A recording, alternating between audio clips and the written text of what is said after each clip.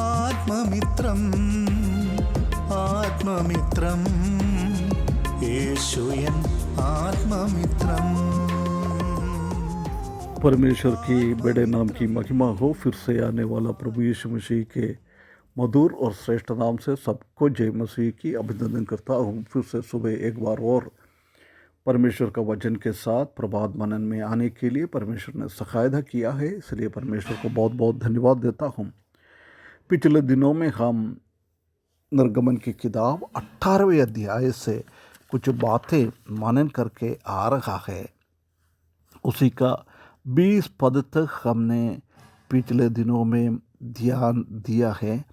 आज हम उसका 21 पद की ओर देखेंगे। 21 पद में हम देख सकता है कि मूसा को यित्रो ने बहुत बड़ा एक रिस्पॉन्सिबिलिटी बताया है। तुम्हारे साथ काम करने वाला लोग कैसे होगा, ऐसे लोगों को चुनना है। आइए हम पढ़े। फिर तू उन सबों के ऐसे पुरुष को चाट ले जो गुणी, जो परमेश्वर का भय मानने वाला, सच्चे और अन्याय के लाभ से घृणा करने वाला, और उनको हजारों हजार हजार, 100 50 और 10 मनुष्यों पर प्रधान नियुक्त कर। तुम to avoid the burnout, select spirit-led believers to help you. कलीसिया का अंदर तकलीफ और परेशानी और गड़बड़ी ना आने के लिए पवित्र आत्मा में भरपूरी लोगों को सेलेक्ट करना है, नियुक्त करना है। इधर यित्रो 4 चीज़ों को बोल रहा है। गुणी, एबल मैन ऑफ एबिलिटी, ताकत, शक्ति, परमेश्वर का काम के लिए करने के लिए ऐसी ताकत वाला लोगों को। उसके बाद मैन ऑफ गॉडलीनेस, परमेश्वर को भय मानने वाला, परमेश्वर को भय मानने वाला लोग, और सच्चे लोग, परमेश्वर का वचन के हिसाब से चलने वाला लोग, और अन्याय के लाभ को घृणा करने वाला, मैन ऑफ ऑनर, आदर की योग्य होना चाहिए, अन्याय के लाभ को प्रेम न करे, उसको घृणा करे। ये इधर हम देख सकता है। ये यित्रो के द्वारा परमेश्वर ने मूसा को ऐसी बातों को बता दिया है।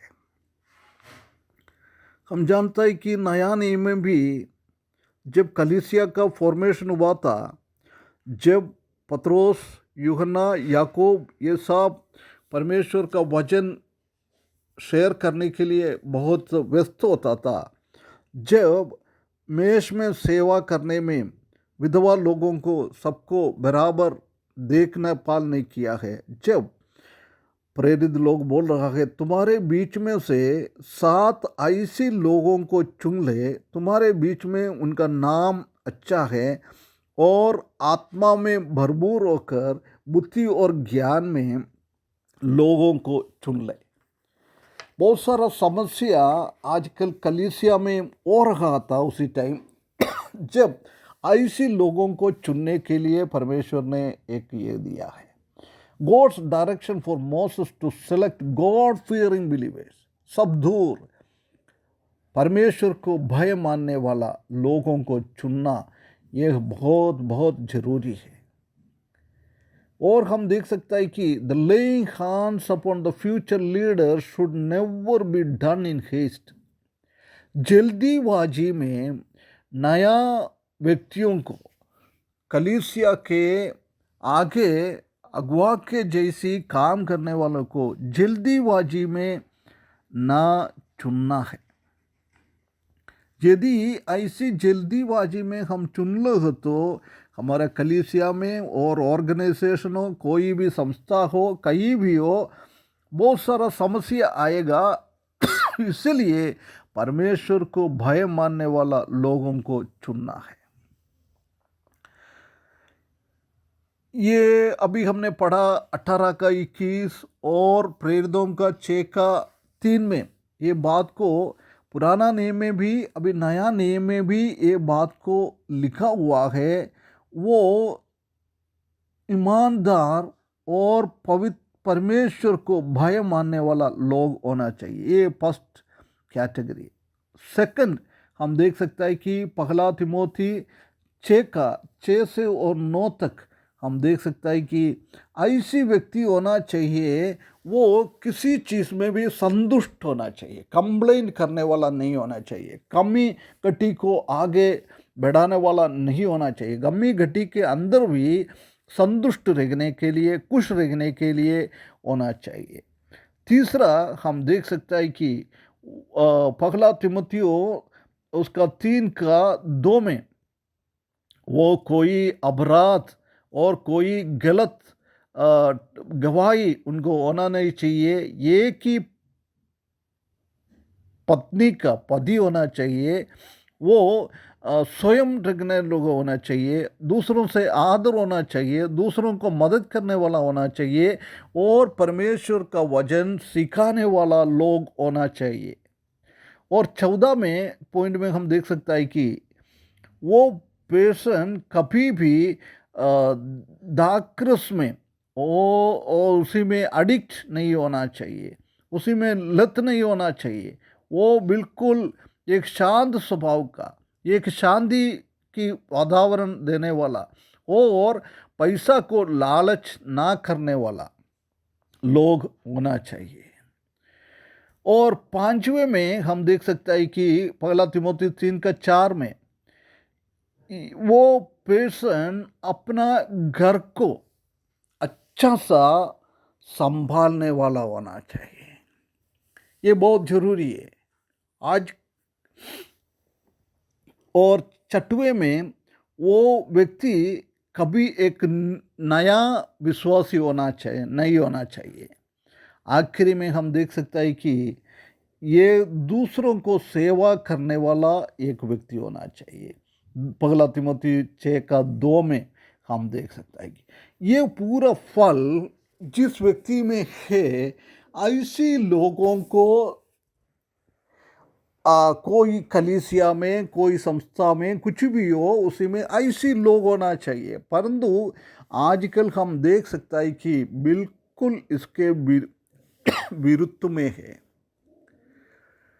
कई जगहों में हम देख सकते हैं कि प्राचीन लोग, एल्डर लोग, अगुआ लोग अपना घर को संभाल नहीं पाता है, अपना बीवी और कई, अपना बच्चा और कई एल्डर लोगों का बच्चा आराधना में भी नहीं आता है, बैकस्लाइडर है, परमेश्वर से बहुत दूर किया हुआ लोग है। उसके बावजूद भी वो लोग अगुआ के स्तर पर कलीसिया में रहता है। हम जानता है कि ऐसी लोग कलीसिया में आएगा तो समस्या बढ़ जाएगा। और हम देख सकते हैं कि आजकल पवित्र आत्मा का भरपूरी कर लोगों को, पवित्र आत्मा का द्वारा चलने वाला लोगों को हम नहीं देख सकते। कई जगहों में और भाई लोगों को नीचा करने के लिए वह कलीसिया का किसी को भी अगुआ बनाता है। और गल्फ रिटर्न वाला लोगों को, रिटायरमेंट वाला लोगों को, परिवार में कोई एक परिवार का अगुआ है तो उनका परिवार का लोगों को चुनता है, उसी में ये क्वालिटी नहीं देखता है, ये योग्यता नहीं देखता है। इसलिए आजकल हम देख सकता है कि कलीसिया में ऐसी समस्या आ रहा है। इसलिए हम परमेश्वर से प्रार्थना करें, हमारा कलीसिया में अभी ये बोल रहा है जैसे गुणी लोग, परमेश्वर का भय मानने वाला लोग, सच्चे लोग, अन्याय का लाभ से घृणा करने वाला लोग, परिवार को अच्छा से चलाने वाला लोग, पवित्र आत्मा का भरपूरी से चलने वाला लोग, दूसरों के लिए मदद करने वाला लोग, दूसरों को सेवा करने वाला लोग, पवित्र आत्मा का भरपूरी उनका जीवन में होना चाहिए, सच्चाई और ईमानदारी के चलने वाला लोग। ऐसी लोगों को अगुआ के रूप में है तो हम जानता है कि वो कलीसिया अच्छा से चलेंगे। नहीं तो कई कलीसिया में भी अभी ऐसी है, मूसा के इधर इसराइलियों के बीच में झगड़ा हो गया तो मूसा के पास आकर वो उसको निपटाने के लिए ऐसे लोगों को जरूरी है। परंतु आजकल हमारे कलीसिया में ऐसी स्वभाव का अगुआ है नहीं है, इसलिए वो प्रश्न को और आगे बढ़ाता है और तकलीफ परेशानी बढ़ाने वाला अगुआ लोग है आजकल। इसलिए हम परमेश्वर से प्रार्थना करें, हमारा कलीसिया का लोग नया लोगों को चुनने के टाइम ऐसी मूसा ने कैसे चुन लिया और पत्रोस ने सबने कैसे चुन लिया, ऐसी भय मानने वाला पवित्र आत्मा के अधीनता में रहने वाला लोगों को चुनकर कलीसिया अच्छा से होने के लिए परमेश्वर इस वचन के द्वारा हमको सहायता करे। उसके बड़े नाम की महिमा हो।